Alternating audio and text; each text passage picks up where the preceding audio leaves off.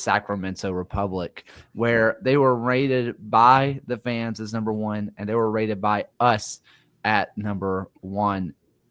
John, tell us, who did they gain? Who did they lose?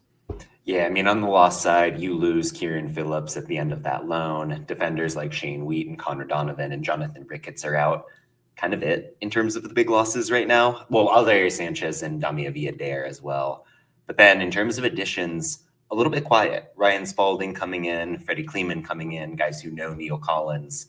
And I think ultimately Neil Collins is kind of the big ticket addition for this club. So somewhat quiet, but I think if you're Sacramento, you trust him healthy row, see what happens. Ryan, I'm just going to ask you because we do talk about the addition of Neil Collins, but it's not like they fired some bad coach. I mean, Mark Briggs is very highly regarded.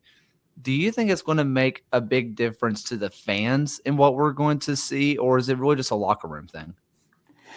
I think it's going to be a little bit of both. Like you appoint Neil Collins, who had a 55% win rate at Tampa Bay. He knows USL. He's very successful. The fact that Sacramento went all the way to Scotland to go hire him away and bring him back is proving that they're having trust in his project, that he knows this league. And I feel like it's a name that if you're in and around USL, it gets you excited about your team moving forward. Like Sacramento on paper, we've always just said that they're one of the most talented teams, not just in the Western Conference, but in the entire league. When you add in a manager like Neil Collins coming in, it gets people excited, but it also raises the expectations of the team to perform to those expectations. And we're looking at a Republic team who finished 5th last year and exited the playoffs in the first round to Las Vegas, something that if you went back 5 years ago would have been unheard of to any Republic fans. So it's exciting that Neil Collins is here, but it also raises a lot of expectations with this team.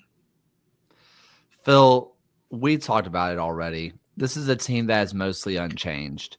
But, you know, when you have a guy like Cicerone who gets hurt, that makes things hard. Roro Lopez gets hurt. That makes things hard. Jack Gurr gets hurt. That makes things really hard. Can they rest on a few auxiliary pieces in someone like a Spalding and Kleeman, who are very good in their own right, but compared to the rest of town on the pitch, auxiliary pieces? Or do you think they kind of fell behind the arms race in the West?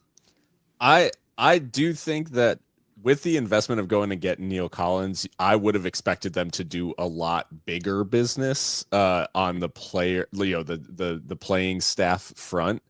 That being said, when you do go down the list of Trevor Amon, Cicerone, Roro Lopez, Christian Pirano as depth, like this is a team that has the firepower to compete right at the top of the West. Absolutely. I think that the depth issue is going to be like partially an issue for any team when you're talking about players of that quality and replacing them. But I think in general, this is a team that absolutely has the pieces to compete. But last year, they weren't able to consistently use their attacking pieces in a way that exploited like what I thought was a massive advantage. And it will be up to Neil Collins to figure out not just how do I get this like defensive unit to be healthy and cohesive and operating at the top like they were much of last year, but how do you get these attacking pieces who we know can be dominant in the league? How do I get them all firing and get them into the team in a way that emphasizes all of their strengths?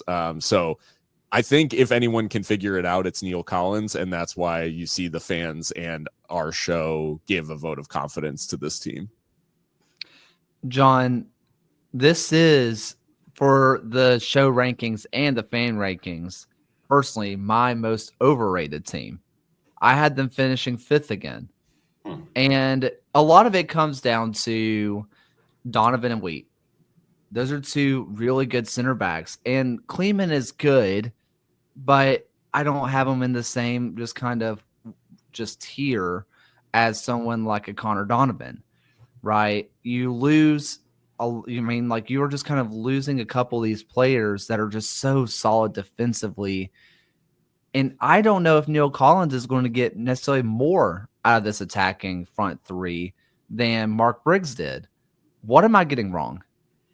I think if you look at the first 10 games of last season when Roro was healthy, This club was, I think, getting 7 more shots per game than their opposition. Like, absolutely boat racing the Western Conference, elite offensively.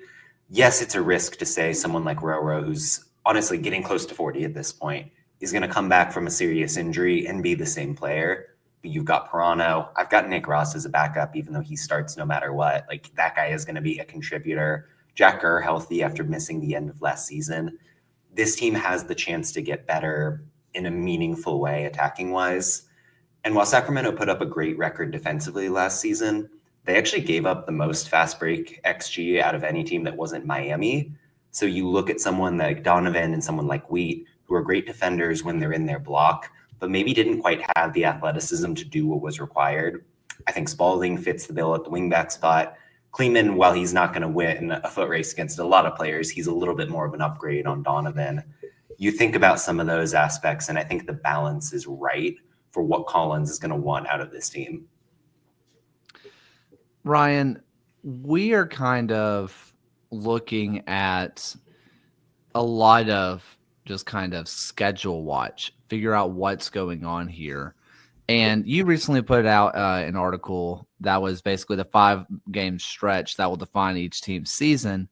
And I want to know, what is the stretch for Sacramento? Because especially for everything in the West that we talked about pre-show that is so jumbled and close, what's going to define it for them?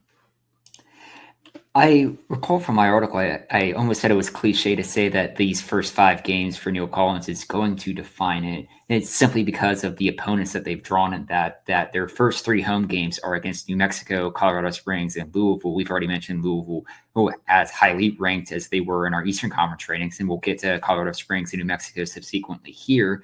But then you also have the trip to Orange County to finish off that 5-game stretch that I think we'll know for real if Sacramento is the Sacramento of old, if they can get through these 5 games and be firing on all cylinders, be looking like the team that we remember them as. But if they get through these 5 games and they've taken 2-3 defeats and it's a slower start, I feel like there's going to be a lot more pressure that's going to be thrown at this team, that even though they'll have an easier quote unquote stretch after these 5 games, you really start behind the 8 ball if you don't kind of come out really fast as the Sacramento team did, going 11 games unbeaten to begin last season.